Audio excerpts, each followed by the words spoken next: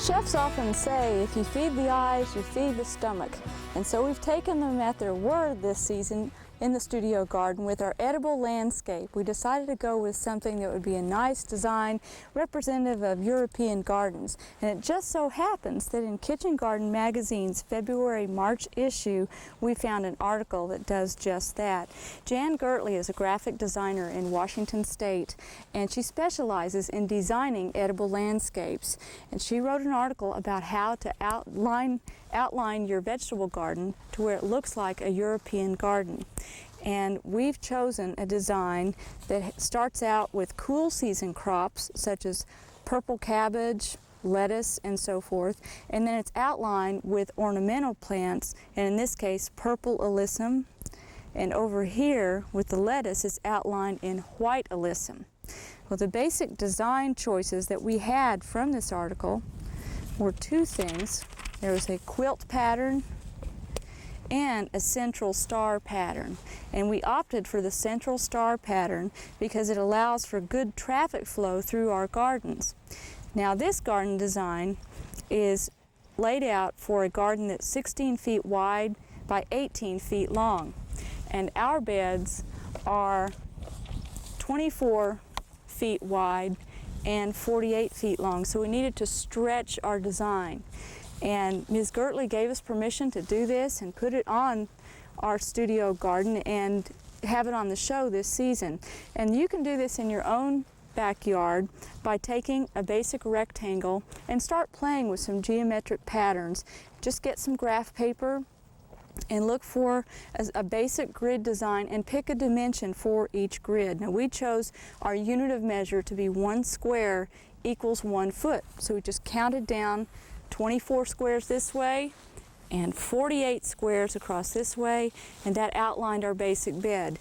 And then we started counting over and outlining the bed, and we'll have 4 corners that will be filled with cool season crops right now, and the entire bed will be outlined with a 2-foot wide strip of basil. Now that's a lot more than you'd need in your average garden, so adjust your plant choices accordingly. But we wanted something that would have a lot of good color impact out in our studio garden. And if you look behind me now, we've taken the design from paper and put it in our soil in place here.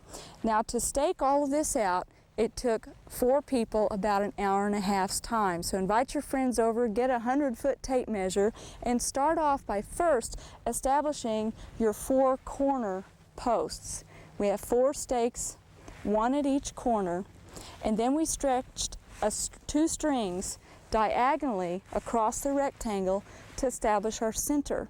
And then from there we just started putting out lengths of 100-foot tape and measuring off of our grid design onto the soil and putting out stakes. And it took a little while, but it was so rewarding to see the whole design start to come to life here in the soil.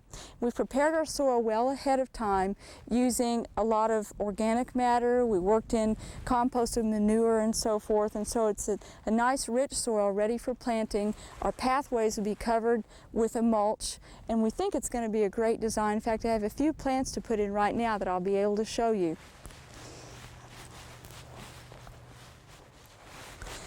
The first plants we'll be putting in our edible landscape this spring is purple cabbage.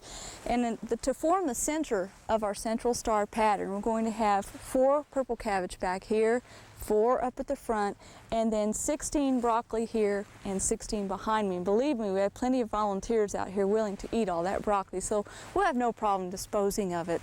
Now, to measure accurately so that your plants look like they're in an even grid design, again, take your tape measure and just measure across from stake to stake so that it comes out nice and even. And if you take care with that, you end up with a very nice symmetric pattern.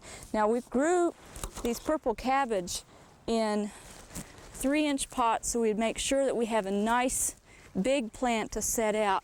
And you want to be careful that you don't put out things too early that are going to be harmed by frost. But we wanted to have something fairly large in the garden. Some other things that you can be putting in right now would be the broccoli, also alyssum for your borders. And the alyssum is not edible. I want to emphasize that. It's strictly for an ornamental outline. However, later in the season, we're going to use German chamomile around our beds when it gets a little bit warmer, and that will be edible, and we'll be able to harvest that for chamomile tea. Some other plants that you can put in right now that I think will be very attractive would be red Swiss chard, and also different leaf lettuces.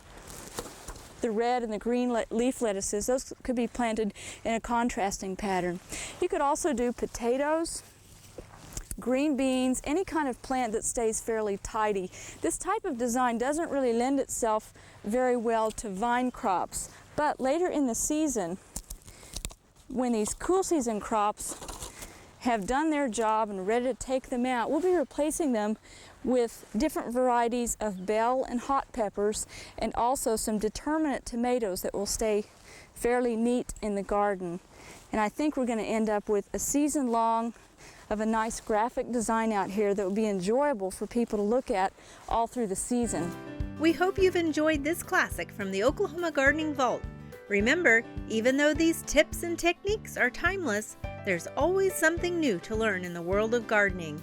By subscribing to both Oklahoma Gardening and OK Gardening Classics, you'll have access to a wealth of gardening knowledge, both classic and contemporary.